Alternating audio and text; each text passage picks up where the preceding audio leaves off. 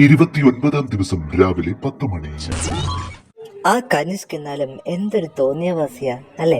ആ ഒരു സ്ത്രീ എന്നൊരു ബഹുമാനം പോലും അവൻ കൊടുത്തില്ല. അവൻ എങ്ങനത്തെ വർത്താനം അവളോട് പറഞ്ഞത്.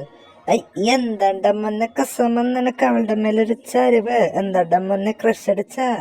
എടാ സ്ത്രീകളാണെന്നുള്ള എല്ലാ ബഹുമാനങ്ങളും കനിഷ്ക കൊടുത്തിട്ടുണ്ട്. അവളെ കനിഷ്ക പറഞ്ഞതിനെക്കാട്ടും 2 ഇരട്ടി കനിഷ്കിനെ പറഞ്ഞിട്ടുണ്ട്. അപ്പൊ കനിഷ്ക ചെയ്തതിൽ ഒരു കുഴപ്പമില്ല.